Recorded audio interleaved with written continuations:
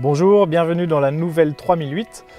Je vais vous présenter quelques fonctions de iCockpit, en particulier les menus de l'écran tactile. On y accède par l'intermédiaire de ces touches Toggle Switch qui sont présentées ici dans l'ordre. Tout d'abord le média, puis la climatisation, puis la navigation 3D connectée, les fonctions de réglage du véhicule et les fonctions véhicule, ici même, le téléphone et le menu application. Donc les différents menus sont accessibles par les toggle switch, mais il y a aussi un accès alternatif avec les 3 doigts sur l'écran tactile directement. J'appuie sur les 3 doigts et j'ai ainsi accès à un menu qui me permet d'accéder directement en tactile, cette fois-ci aux fonctions véhicule. Alors quand on arrive la première fois dans sa nouvelle 3008, on cherche souvent les réglages, donc on va commencer par vous présenter le système réglage. Je rentre dans les réglages et j'accède à différents profils utilisateurs. Ces différents profils utilisateurs permettent de mémoriser par profil utilisateur les réglages, ses propres réglages.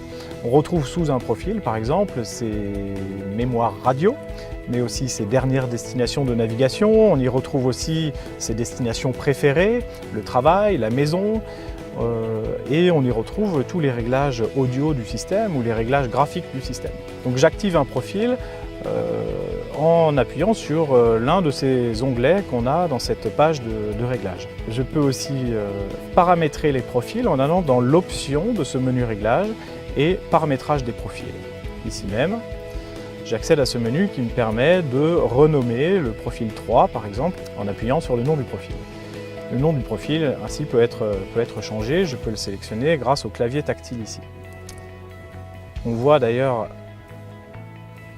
que ce clavier est configuré en AZERTY. Si maintenant je veux le configurer en ABC, en ordre alphabétique, alors j'appuie sur ce bouton clavier.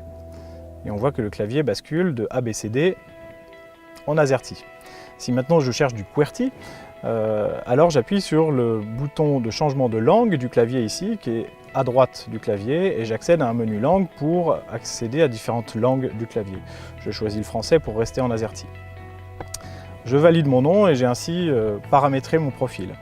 Vous pourrez essayer, si vous le voulez, d'associer une photo que vous pourrez récupérer sur votre clé USB, associer une photo à votre profil pour le reconnaître plus facilement. Pour régler l'heure de mon système, j'accède au menu réglage. Le menu réglage est accessible ici sur l'heure ou sur la roue dentée en haut à droite de l'écran tactile. Je vais dans les options, réglage heure et date. Je choisis l'onglet réglage d'heure. Je peux régler l'heure de manière manuelle en désélectionnant la synchronisation avec le GPS et ainsi régler ici par appui tactile mon heure directement. Si maintenant je décide de synchroniser l'heure avec le GPS, alors j'active cette fonction et je choisis mon fuseau horaire. Il y a une chose à connaître pour régler l'heure d'été ou l'heure d'hiver. En heure d'été, je dois synchroniser mon système sur le fuseau horaire GMT plus 2 si je suis en France. En heure d'hiver, il faut que je sélectionne le fuseau horaire GMT plus 1 dans le menu ici, en naviguant dans la liste, en allant chercher le fuseau horaire GMT plus 1 si je suis en heure d'hiver et GMT plus 2 si je suis en heure d'été.